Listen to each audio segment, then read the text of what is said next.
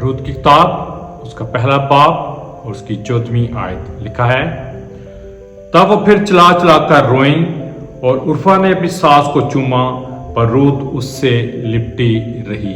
आमीन। बहुत सारे लोग जो हमारे साथ जुड़ते हैं और हम समझते हैं वो हमारे साथ जुड़े रहेंगे, क्योंकि वो हमारे साथ खाते पीते हैं, हमारे साथ मोहब्बत करते हैं, हमारे साथ उठते बैठते हैं और बहुत सारी चीज़ों के अंदर हमारे साथ एक हो जाते हैं, हमारे कसम को अपना लेते हैं और ऐसा लगता है वो हमें कभी नहीं छोड़ेंगे।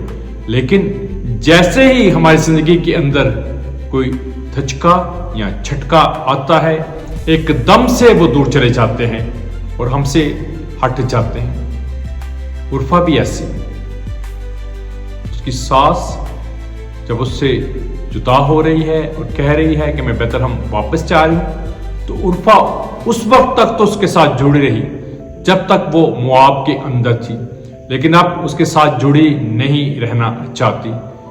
कई दफा लोग आपके साथ इसलिए जुड़े हैं कि उन्हें आपकी जरूरत है, उन्हें आपके माल की जरूरत है, आपके दौलत की जरूरत है, उन्हें वो सब कुछ चाहिए जो आपके पास मौजूद है, ना कि वो आपसे गहरी मोहब्बतें करते हैं। और जैसे ही उन्हें पता लगता है कि हर चीज आपसे जा रही है, आप छोड़कर कहीं और जा रहे हो और हर चीज आपसे छूट रही है, तो एकदम से जो है अपनी रंगत को बदलेंगे और कहेंगे ओके गुड बाय।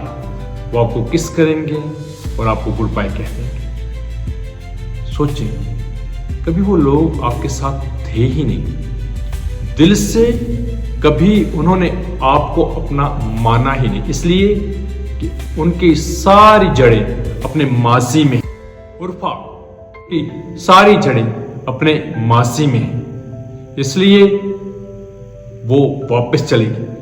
उसकी जड़ें जो है किसी भी तौर पर आने वाले कल में नहीं बल्कि जाने वाले कल में है। बहुत सारे लोग हमारे साथ हैं जिनकी जड़ें पीछे हैं, आगे नहीं, वो हमारे साथ चलना नहीं चाहते। वो लोग जो आज आपसे बहुत प्यार करते हैं, आपके आगे पीछे फिरते हैं, सबब सिर्फ ये है कि आज उन्हें आपकी जरूरत है और कल वो आपको किस करेंगे, प्यार करेंगे और उर्फा की तरह छोड़ देंगे।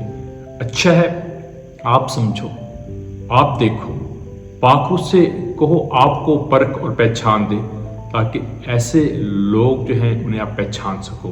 यीशु के नाम में आमीन।